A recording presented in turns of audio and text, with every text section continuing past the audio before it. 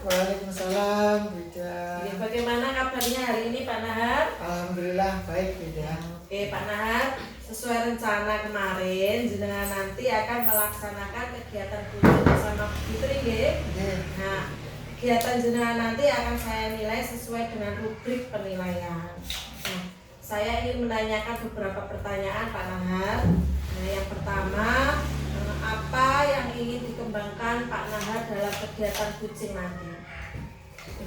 Tentunya dalam kegiatan kucing nanti saya akan melaksanakan sesuai dengan alur tirta, dan dari alur tirta ini ada kompetensi yang menurut saya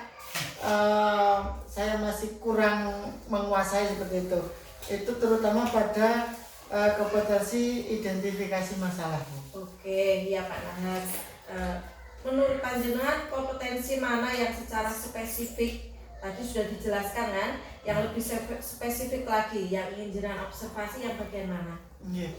Jadi dari identifikasi masalah itu kan kita untuk menyusun pertanyaan yang berbobot. Jadi itu yang secara spesifik ingin saya kembangkan dari kemampuan saya agar proses coaching yang saya lakukan bisa lebih baik begitu. Iya.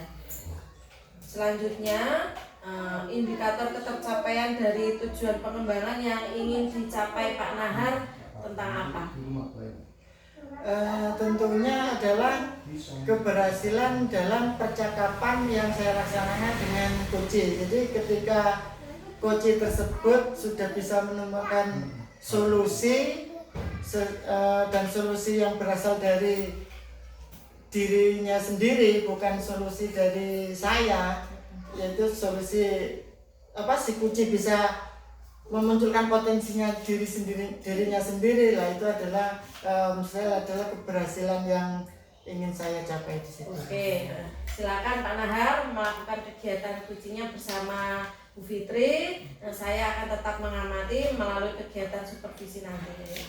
Terima kasih Pak Nahar. Terima kasih juga Bu. Assalamualaikum Bu Fitri. Waalaikumsalam Pak Nahar. Bagaimana kabarnya Bu Fitri? Alhamdulillah baik, cuma ini agak lemes Pak, agak gimana gitu Pak. Gitu. Berarti ada sesuatu ini yang perlu diceritakan ini. Kira-kira bisa ceritakan pada saya dulu.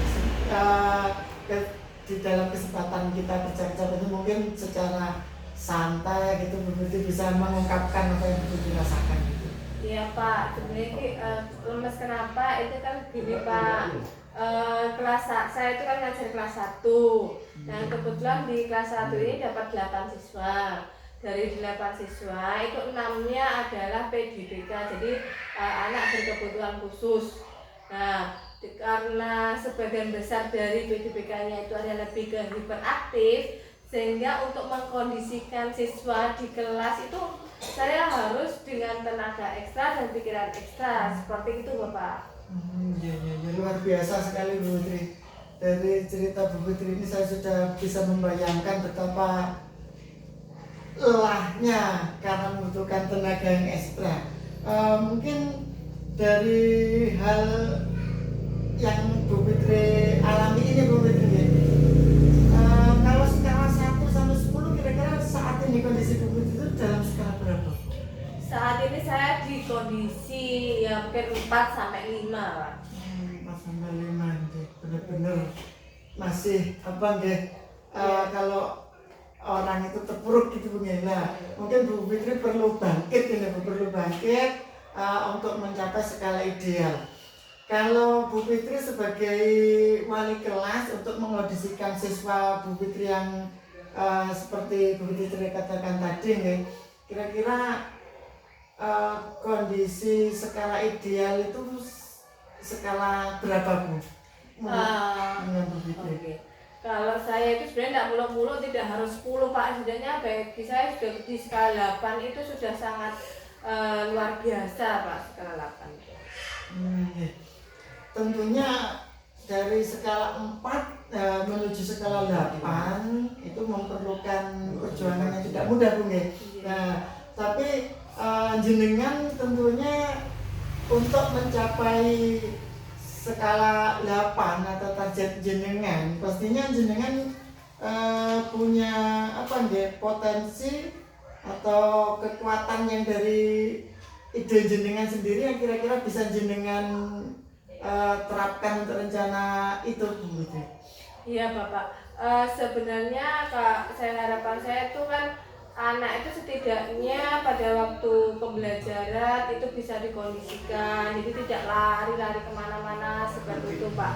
Kemudian itu ada harapan saya, bukan saya tidak berharap yang muluk-muluk kemudian anak bisa mencapai sesuai dengan tujuan pembelajaran yang ideal itu Pak ya.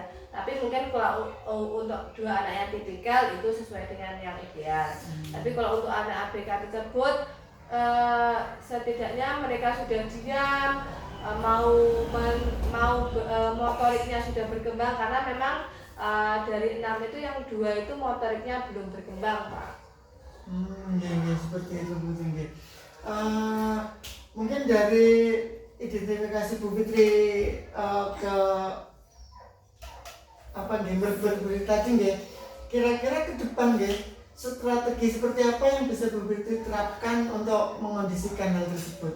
Oh iya Pak, dari identifikasi tersebut untuk beberapa anak itu ada yang siap menulis dan yang tidak siap menulis Pak. Dari yang siap menulis itu saya berusaha untuk ya yang melatih motoriknya untuk bisa menulis, kemudian mendengarkan dengan baik, karena memang kalau anak seperti itu lebih cenderung jalan-jalan gitu, kalau diajak bicara itu tidak mendengarkan gitu. Kemudian untuk yang 2 anak yang memang motoriknya masih belum berkembang itu, yang masih belum siap nulis itu, saya lebih cenderung untuk hanya menerapi, membuat setidaknya dia sudah memegang pensil dengan benar, itu sudah sangat baik Pak, karena megang pensilnya itu tidak sesuai dengan anak normal, jadi seperti ini gitu.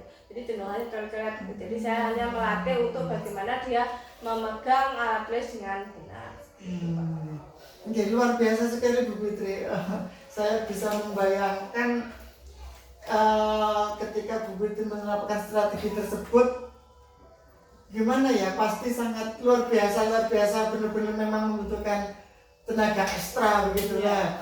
Jadi untuk itu bisa terlaksana tentunya membutuhkan komitmen dan perlu bekerja sama di lingkungan. Kira-kira komitmen dan bekerja sama dengan siapa kira-kira begitu bisa menjalankan strategi tersebut Bu Fitri? Iya Pak, yang jelas dari rekan sejawat kebetulan tuh ada guru mapel yang memang pada waktu dia ada jam-jam kosong itu masuk ke kelas Pak. Kami dia itu membantu mengkondisikan anak. Jadi pada saat saya mengajar anak tipikal, beliau itu mengkondisikan anak-anak tersebut sehingga meringankan beban saya dalam mengkondisikan anak seperti itu Bapak. Terus kemudian yang masalah terapis itu sekolah, Bapak kepala sekolah, ya jelas Bapak kepala sekolah itu berusaha untuk bekerja sama dengan puskesmas dan juga dinas sosial berkaitan dengan, kalau puskesmas itu berkaitan dengan diagnosis anak, diagnosis awal, bagaimana kebutuhannya apa.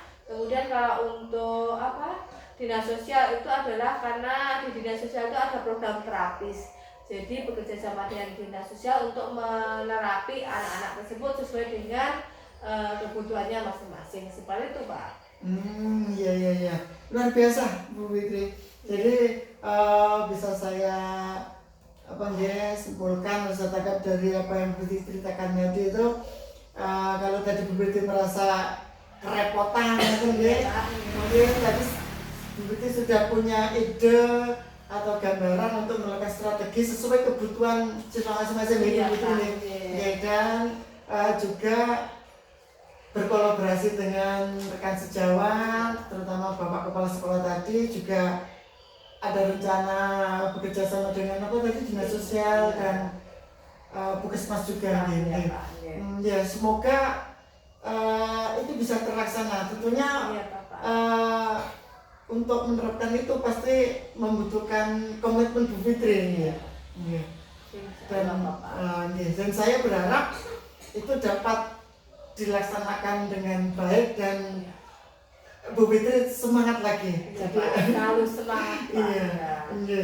Dan saya juga tidak sabar untuk mendapatkan kabar yang baik dari Bu Fitri dari penerapan rencana Bu Fitri ini tadi. Terima kasih Pak sudahnya mendengarkan cerita. Jadi saya sedikit plong gitu loh Pak untuk masalah saya tersebut Pak. Oke. Atas bantuan Pak. Oke, sama-sama Bu Fitri. Alhamdulillah Pak Nahar sudah melaksanakan kegiatan coaching tadi bersama Bu Fitri nggih. Bagaimana tadi pelaksanaannya? Apa ada kendala? Alhamdulillah bisa berjalan dengan lancar, Bu. Saya akan menyampaikan beberapa pertanyaan nggih Pak Nahar. Yang pertama tadi apa yang sudah dilakukan pada saat melakukan coaching tadi yang menjadi indikator panjenengan untuk mencapai ketercapaian pengembangan yang panjenengan inginkan? Tentunya tadi dalam kegiatan coaching tadi saya melaksanakan menggunakan metode alur tirta, yaitu mulai dari saya menanyakan tujuan dari Bu Fitri ketika bertemu dengan saya untuk percakapan dengan saya. Jadi tujuannya, masalahnya apa. Jadi saya mengidentifikasi dari percakapan itu, saya identifikasi masalahnya. Setelah masalahnya sudah saya temukan begitu, saya mencoba menyusun pertanyaan-pertanyaan yang berbobot sehingga bisa menjadi pertanyaan pemantik Bu Fitri untuk menyampaikan gagasannya sampai dengan tadi sudah bisa mendapatkan solusi atau rencana ASI sampai ke komitmen ke depannya. Iya, selanjutnya Pak Nahar saya akan menyampaikan catatan saya ya. Jadi saya amati sudah bagus sekali Pak Nahar. Saya ingin menyampaikan tadi bahwa Pak Nahar sudah terlihat tadi menyampaikan tujuannya dalam coaching. Tadi juga sudah menggali identifikasi masalah. Kemudian juga sudah menunjukkan rencana aksi tadi berupa program-programnya tentang kebutuhan sesuai yang ABK tadi nggih Pak. Kemudian juga sudah menyatakan tanggung jawabnya dengan menunjukkan komitmen antara coaching, bagaimana nanti bekerjasama dengan kepala sekolah, dengan rekan sejawat dan dengan dinas-dinas terkait. Selanjutnya Pak Nahar, apa kompetensi apa lagi yang ingin panjenengan kembangkan? Kalau dari pengalaman saya melaksanakan kegiatan coaching tadi pun itu sebenarnya saya sudah mulai bisa untuk mengidentifikasi masalah. Jadi ketika coach itu menceritakan masalahnya, saya sudah mulai bisa mengidentifikasi masalah. Tapi untuk menyusun pertanyaan yang berbobot mungkin itu yang perlu saya tingkatkan lagi biar bisa lebih menuntun coach dalam mencari solusi yang benar-benar berasal dari idenya, dari potensinya. Oke, Pak Nahar. Pak Nahar tadi sudah bagus sekali. Semoga nanti kedepannya lebih baik lagi nggih Pak Nahar. Terima kasih sudah menyempatkan waktu dengan saya. Semoga sukses. Semangat Pak Nahar. Semangat. Terima kasih. Assalamualaikum. Waalaikumsalam.